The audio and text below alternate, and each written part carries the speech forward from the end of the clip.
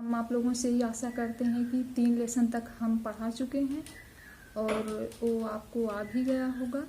तो आज देखिए हम आप लोगों को चौथा लेसन पढ़ाने जा रहे हैं। चौथा लेसन है भारतेंदु हरिश्चंद्र। तो सबसे पहले इनका जीवन परिचय देख लीजिए। युग प्रवर्तक कवि भारतेंदु हरिश्चंद्र का जन्म काशी के एक संपन्न परिवार में सन 1850 ईस्वी के सितंबर माह में हुआ। इनके पिता गोपाल चंद्र जी गिरधर दास उपनाम से काव्य रचना करते थे। इनके जो पिताजी थे उनका नाम था गोपाल चंद्र जी और उनका दूसरा नाम था गिरधर दास, और जिसके नाम से काव्य की रचना करते थे। भारतेंदु हरिश्चंद्र ने 7 वर्ष की अवस्था में ही एक दोहे की रचना की, जिसको जानकर पिता ने इनको महान कवि बनने का आशीर्वाद दिया। 10 वर्ष की अवस्था में ही भारतेंदु हरिश्चंद्र माता पिता के सुख से वंचित हो गए। यानी कि जब इनकी अवस्था 10 वर्ष थी तभी जो है इनके माता पिता की मृत्यु हो गई थी। इनकी आरंभिक शिक्षा घर पर ही हुई, जहां इन्होंने हिंदी, उर्दू, बांग्ला एवं अंग्रेजी का अध्ययन किया था।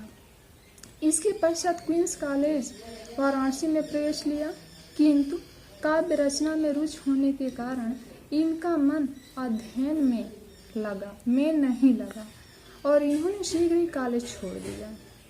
कहने मतलब इनका मन पढ़ने में नहीं लगा और ये जो है शीघ्र कॉलेज छोड़ दिए। इनका विवाह 13 वर्ष की उम्र में ही मन्नो देवी के साथ हो गया। काव्य रचना के अतिरिक्त इनकी रुचि यात्राओं में थी। ये काव्य रचना के साथ साथ घूमना फिरना भी पसंद करते थे। 15 वर्ष की अवस्था में ही जगन्नाथपुरी की यात्रा के पश्चात ही इनके मन में साहित्य जन की इच्छा अंकुरित हुई। भारतेंदु जी बहुत उदार एवं दानी थे। उदारता के कारण शीघ्र इनकी आर्थिक दशा शोचनीय हो गई और वे ऋणग्रस्त हो गए। मतलब इनका स्वभाव बहुत दानी था, मतलब कोई कुछ इनसे मांगता था तो ये बड़े आसानी से दे देते थे और इसीलिए ये बहुत जल्दी ही ऋणग्रस्त हो गए, यानी कर्ज में डूब गए। छोटे भाई ने भी इनकी दानशीलता के कारण संपत्ति का बंटवारा करा लिया था। शीघ्र ऋणग्रस्तता के समय ही ये क्षय रोग के शिकार भी हो गए। इन्होंने रोग से मुक्त होने का हर संभव प्रयत्न किया, किंतु रोग से मुक्त नहीं हो सके। सन 1885 ईस्वी में इसी रोग के कारण मात्र 35 वर्ष की अल्पायु में ही भारतेंदु जी का स्वर्गवास हो गया। भारतेंदु जी की पूरी उम्र 35 वर्ष ही थी और 35 वर्ष में ही इनकी मृत्यु हो गई।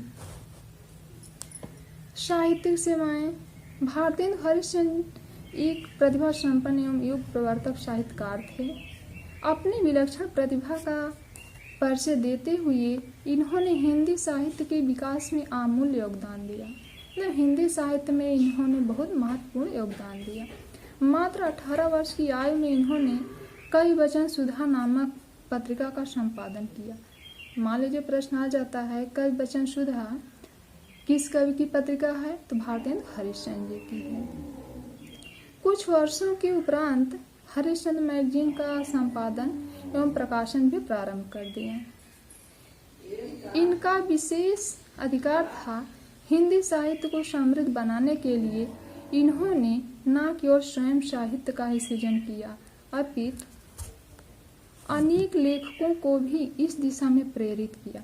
मतलब इन्होंने साहित्य का सृजन किया ही लेकिन इस दिशा में अनेक लेखकों को भी प्रेरित किया। सामाजिक, राजनीतिक एवं राष्ट्रीयता की भावना पर आधारित अपनी रचनाओं के माध्यम से भारतेंदु जी ने एक नवीन चेतना उत्पन्न की। इनकी प्रतिभा से प्रभावित होकर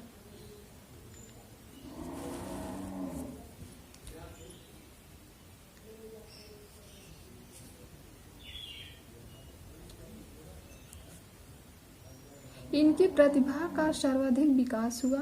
ये अनेक भारतीय भाषाओं में कविता करते थे, किंतु ब्रज भाषा में इनका विशेष अधिकार था, यानी इनकी अधिकांश रचनाएं ब्रज भाषा में ही लिखी गई है। हिंदी साहित्य को समृद्ध बनाने के लिए इन्होंने न केवल स्वयं साहित्य का सृजन किया, अपितु अनेक लेखकों को भी इस दिशा में प्रेरित किया। सामाजिक, राजनीतिक एवं राष्ट्रीयता की भावना पर आधारित अपनी रचनाओं के माध्यम से भारतेंदु जी ने एक नवीन चेतना उत्पन्न की। इनकी प्रतिभा से प्रभावित होकर तत्कालीन पत्रकारों ने सन 1880 ईस्वी में इन्हें भारतेंदु की उपाधि से सम्मानित किया। रचनाएं: अल्पायु में ही भारतेंदु जी ने हिंदी को अपनी रचनाओं का अप्रतिम कोश प्रदान किया। इनकी प्रमुख रचनाएं अग्रलिखित हैं। पहला देखिए, काव्य कृतियाँ। भक्त सर्वस्व भक्ति भावना पर आधारित यह रचना ब्रज भाषा में लिखी गई है। प्रेम माधुरी, प्रेम तरंग, प्रेमाश्रु वर्षण, दान लीला, प्रेम सरोवर एवं कृष्ण लीला भक्ति तथा दिव्य प्रेम पर आधारित रचनाएं हैं। भारत वीरत, विजय वल्लरी, विजयिनी, विजय पताका आदि देश प्रेम की रचनाएं हैं। बंदर सभा एवं बकरी बिलाप में हास्य व्यंग शैली के दर्शन होते हैं। ये बंदर सभा एवं बकरी बिलाप जो हैं हास्य व्यंग के रचनाएं हैं। दूसरा है नाटक। वैदिकी हिंसा हिंसा नाम भवत, सत्य हरिश्चंद्र, चंद्रावली, भारत दुर्दशा, नील देवी एवं अंधेर नगरी। बच्चों देखिए, अंधेर नगरी जो है ये कहानी बहुत अच्छी है और इसको आप लोग पढ़े भी होंगे। तीसरा देखिए, उपन्यास। इन्होंने उपन्यास में क्या क्या लिखा है? पूर्ण प्रकाश, चंद्र प्रभा, ये दोनों सामाजिक उपन्यास हैं। इनके ये जो उपन्यास हैं ये सामाजिक उपन्यास हैं। चौथा है यात्रा वृत्तांत। यात्रा वृत्तांत का मतलब जो ये यात्रा के दौरान जो कुछ देखे हैं उसका वर्णन किए हैं। सरयू पार की यात्रा, यानी सरजू नदी जो है उसके पार की यात्रा किए थे। लखनऊ की यात्रा।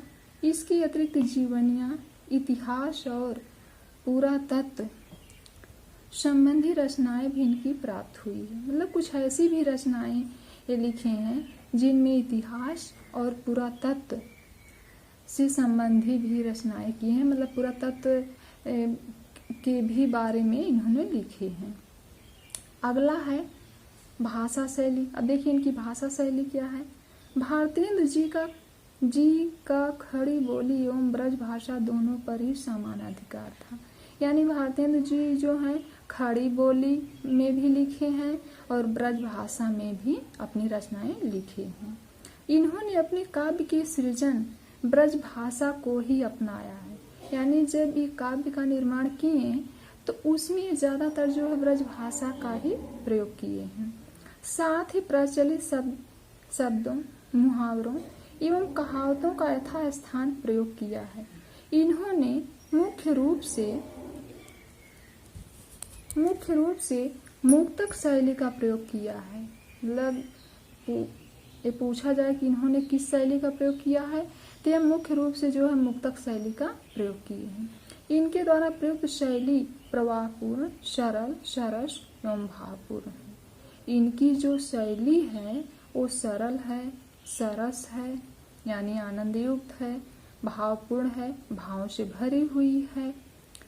इनकी शैली जो है आनंददायक है। तो बच्चों देखिए आप लोग इसमें से जो है अपने मतलब एक बार पढ़ लेंगे तो खुद ही आपको पता चल जाएगा कि क्या इसमें मुख्य है। तो आप लोग एक हेडिंग लिख लीजिएगा जीवन परिचय, फिर उसके बाद साहित्यिक परिचय, फिर रचनाएं में आप लोग थोड़ी दो रचनाएं इनकी लिखिएगा। जैसे नाटक लिखे हैं तो इसके अंतर्गत 2 लिख लीजिएगा, उपन्यास के अंतर्गत 2 लिख लीजिएगा। ऐसे तरह से आप लोग लिखिएगा।